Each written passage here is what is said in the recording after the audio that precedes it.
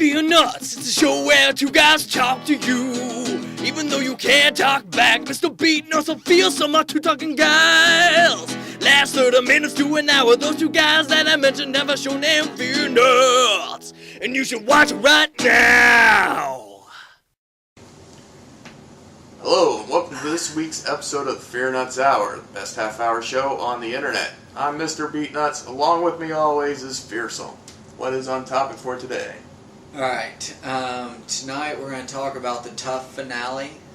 We're going to talk about the True Blood upcoming premiere. And we're going to talk about Game of Thrones.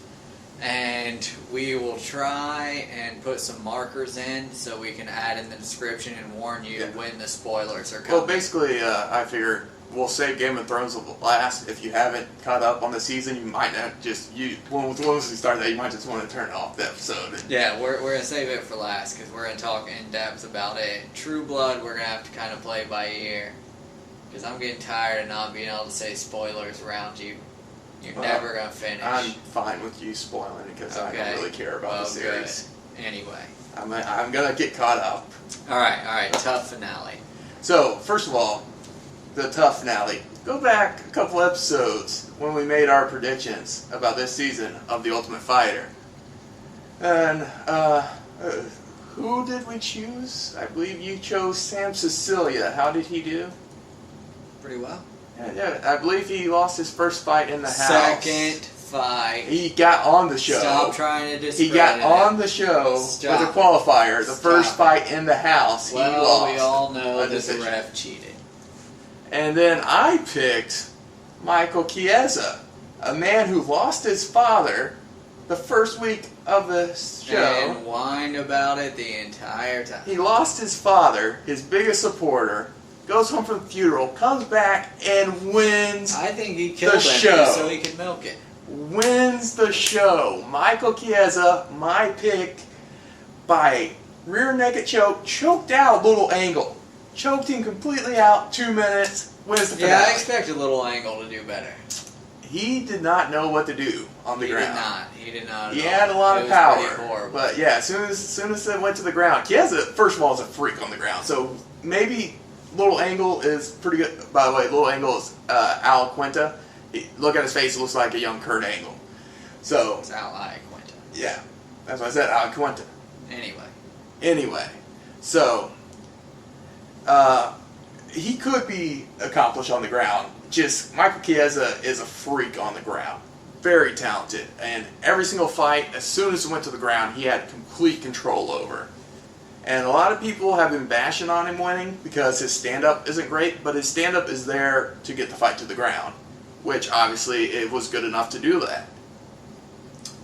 Yeah, but rather than a play-by-play of all the fights, because we can basically sum up the fights like this, generally they were pretty one-sided. Yeah. There weren't much in the way of even fights. Well, the second fight in the house for Michael Chiesa was most competitive. No, we're talking about the finale. Just the finale. Stop going over the entire fucking season. We're talking about the finale. We're keeping it tight here. Anyway, the finale, most of the fights were pretty one-sided. I think I remember one, maybe two fights that actually went even into the second or third round. Well, even if they went multiple rounds, it was still pretty much one-sided of just somebody being able to take a beating and the other person dishing it out. Yeah. So it was... it was really poorly put together. Yeah, that's the biggest complaint. And it wasn't the matchup, but it was the pacing. Yeah. It was 3 hours and 5 fights. Yeah, and we actually checked at the hour mark, only 2 fights had taken place. And that's an hour in, and we're talking like 5-minute fights. Yeah. Like tops. And only 2 of them had taken place an hour into it. Now, I know Dana wants to make Zuffa some money and all that, but come the fuck on. That is like 50 fucking minutes of commercials. And then, because it was It mainly was commercials. commercials, There was hardly even like, oh, let's talk about the fighters or anything. There's hardly even any of that. It was all fucking commercials. I get why they're so commercial heavy, because they're getting ready to have a 15-minute fight, and they have 1-minute intervals. So they can't really do long commercial breaks in between them. But you didn't have a 15-minute fight. You had a 5 to 7-minute fight. And then instead of using that time to show undercard fights, to show build up for the fight coming, they show more commercials. Like, I think Dana wants to have his cake and eat it too here, because I think he tries to encourage people to finish fights, but then he also wants the fights to go the distance. And that's not going to happen. You got two guys just all out going at it. 99% of the time, somebody's getting knocked out or tapped out fairly early on. I mean, you can't give it everything you got from both sides for 15 to 25 minutes. It just generally doesn't work out. Yeah, I mean, it's really about the styles, and if your style is balls to the wall striking, and the other guy's is balls to the walls jiu-jitsu, chances are someone's going to get caught in something, either a hook to the jaw or a knee bar or something, and the fight's going to be over, which is more exciting to have a finish. But at the same time, you have to take in consideration that that's a possibility. They had, like, I believe 9 cards planned, or 9 fights for that card, and they only showed the main card on the thing. I think they might have showed 1 or 2 of the fights after the finale was over, because it ended in 2 minutes. And yeah, I think, like, I don't know exactly what they're looking at to build their like schedule, because it doesn't work out. Whatever they're looking at, it is not fucking working for them. And I can kind of understand that for the first little bit, but now it's not the first rodeo. Yeah, you know, you need to have something figured out by this point, because, like I said, I can kind of understand, because they can't pace it like boxing, they can't pace it like wrestling, they can't pace it like football. You know, they got to find their own pacing, but it's fucking time to get your legs under you, boys. I mean, come the fuck on. It's getting ridiculous. yeah, and unfortunately, it was a really good card on paper, and it just didn't pan out. I mean, like you said, every fight was one-sided except for the main event, which was Campman and God, his name's escaping me. Anyway, Martin Campman. I know you're not looking to me for a name. Well, the final fight was back and forth, and Campman caught him with those knees. I mean, he was rocked in the first, and then recovered, survived, and then caught him with the knee. That was a good back and forth fight. Yeah, and But, it was that was pretty much the only competitive one. Well, that's the worst part too. Like, there were some good knockouts and submissions and stuff, but it was hard for us, and we've been fight fans for a long fucking time. It was hard for us to stay excited, because we generally, by probably halfway through the show, not even halfway through the show, within the first hour, we were just kind of like, Jesus Christ, show the rest of the fights, just get it over with. We didn't care anymore. I was flipping channels to the playoff games. Yeah, I mean, like, we were constantly flipping over, and Jake we would flip Ellenberger. over and watch fucking large segments of other shows and shit, flip back, still Yeah, fucking no nothing fights. happened. Yeah. I mean, it was just unfucking believable. Just ridiculous. Let's get on to a different topic. This one's pissing me off again. It was Jake Ellenberger that he fought in the finale. Alright, Ellenberger. Next, True Blood. Going into season 5, correct? Yeah, season 5 of True Blood. And this is a HBO series for people who don't have HBO. You HBO can series get it on. about follows mainly Sookie Stackhouse. She's the primary character, and she's like part fairy, and it's got vampires, werewolves, all this and that in it. I basically love it for 3 reasons: Sam, Eric, Lafayette, and Alcide's really starting to grow on me. Most of the other characters are anywhere from likable to really fucking annoying. Like the main character, Sookie, hate her. If they could kill her and keep the show going, I would totally be all for it. Kill that bitch, fuck her.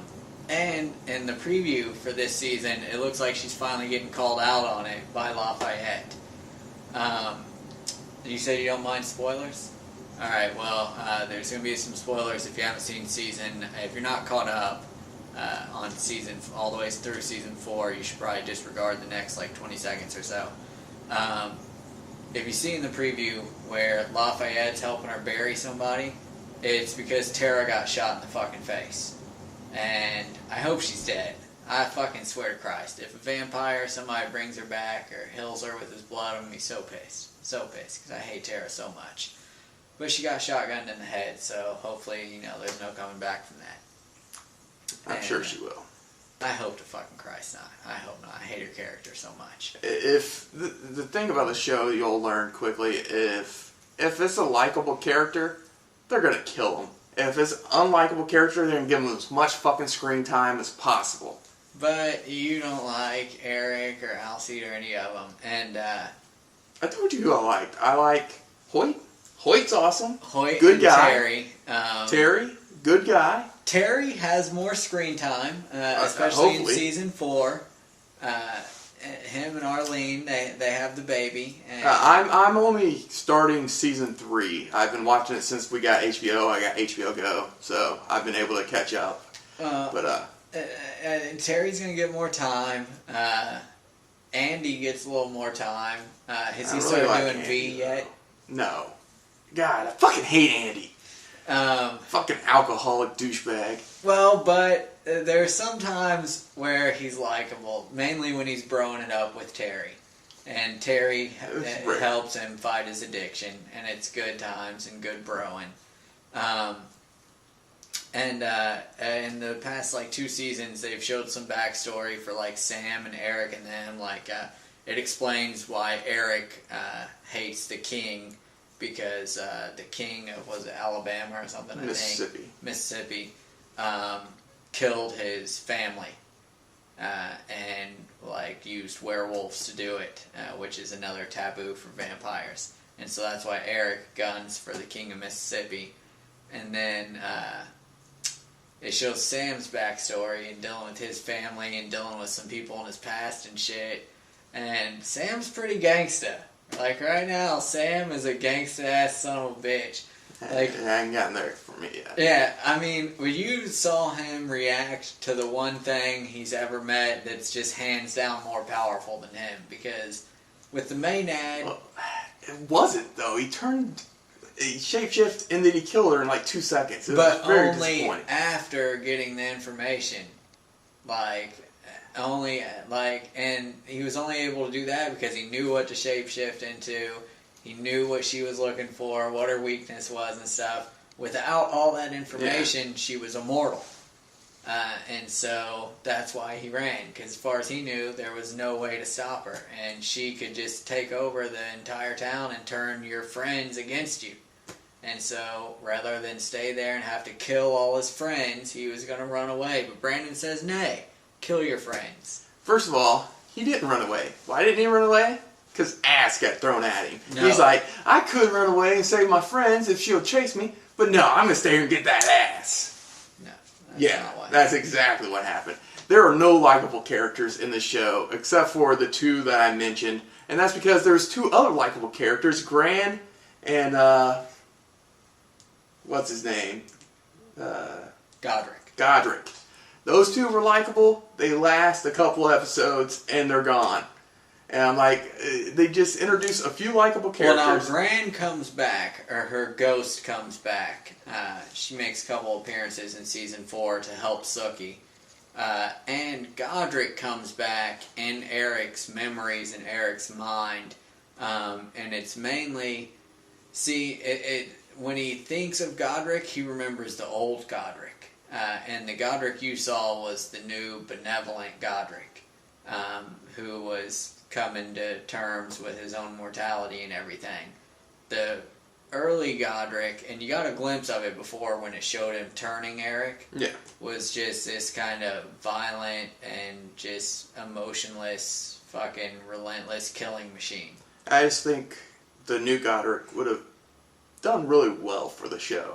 He was just Yeah, a counterpoint to like everyone. I agree. Like both of those deaths really pissed me off. I loved Gran. I hated to see her die, and I loved Godric right away, and was so pumped. And then he died. But like I said, there's just so many characters that you cannot like in this show that makes me dislike the show. I mean, Tara's mom is the worst fucking character in the history of any media ever. I fucking hate that bitch. Tara's mom is supposed to be hateable, though. She's very good at it. Yeah, that's what she's there for, is for you to hate her. But she finds religion. She always had religion. And gets the devil out of her. And hooks up with a preacher. And becomes awesome. She tries to help Terry. Doesn't that count for something? No, because she tried to help her daughter, too, and she tried to shoot Lafayette. Oh, well, I mean, that's because Lafayette's gay and therefore the devil. It's such a bad show. Fucking hate everyone on it. I enjoys it. I think it's good, and I'm super pumped about this season because Russell Edgington's coming back, the king. And he is a vicious bastard. I am excited that the SVU guy is going to be on there, because I like that guy. Yeah, and I think I heard that he's supposed to be the new Inquisitor, or whatever they call him. I think he's supposed to be like the new judge or whatever. You saw the one before, the guy that was in Heroes. He played like the SS in Heroes or whatever they were called. But I think he's taken his place. I think he's supposed to be the new guy like that. But from what I hear from the book followers, they're supposed to they're around the period where they should introduce were-tigers and have a little thing happen in Vegas and stuff. Which, I mean, everybody knows from The Hangover, if you're going to introduce a tiger, you do it in Vegas. Only if Mike Tyson comes along with it will I. Well, I assume he'll play the tiger. That would be pretty nice. And do a song and dance number. Alright, but anyway, moving on from True Blood.